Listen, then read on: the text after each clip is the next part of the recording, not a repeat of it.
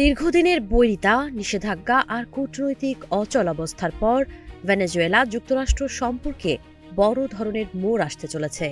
তেল সমৃদ্ধ দেশটির অন্তর্বর্তীকালীন প্রেসিডেন্ট দেলসি রদ্রিগেজ শিগগিরই যুক্তরাষ্ট্র সফরে যাচ্ছেন। বুধবার এক জ্যেষ্ঠ মার্কিন কর্মকর্তা এই তথ্য নিশ্চিত করেছেন। এর মাধ্যমে ভেনেজুয়েলার নতুন নেতৃত্বের সঙ্গে সম্পর্ক ঘনিষ্ঠ করার ক্ষেত্রে মার্কিন প্রেসিডেন্ট ডোনাল্ড ট্রাম্পের আগ্রহ আরও স্পষ্ট হয়ে উঠেছে।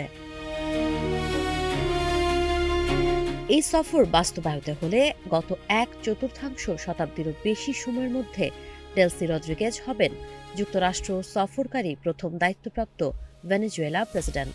বিশ্লেষকদের মতে এটি শুধু একটি কূটনৈতিক সফর নয়, বরং দুই দেশের সম্পর্ক পুনর্গঠনের সম্ভাব্য সূচনাবিন্দু।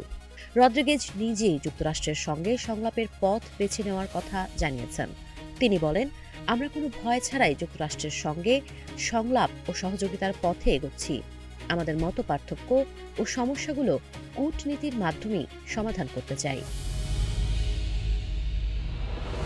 এই আমন্ত্রণ ওয়াশিংটন কারাকাস সম্পর্কের সাম্প্রতিক অতীতের সঙ্গে তীব্র বৈপরীত্য তৈরি করেছে। এর আগে মার্কিন ডেল্টা ফোর্সের সদস্যরা কারাকাসে অভিযান চালিয়ে তৎকালীন প্রেসিডেন্ট নিকোলাস মাদুরোকে আটক করে মাদক পাচারের অভিযোগে যুক্তরাষ্ট্রে নিয়ে যায়। সেই ঘটনার পর দুই দেশের সম্পর্ক চরম শত্রুতার পর্যায়ে পৌঁছে গিয়েছিল। অন্তর্বর্তী প্রেসিডেন্ট হওয়ার আগে ডেলসি রদ্রিগেজ ছিলেন ভেনেজুয়েলার কর্তৃত্ববাদী ও যুক্তরাষ্ট্র বিরোধী সরকারের উপরাষ্ট্রপতি এবং ঘনিষ্ঠ নেতা।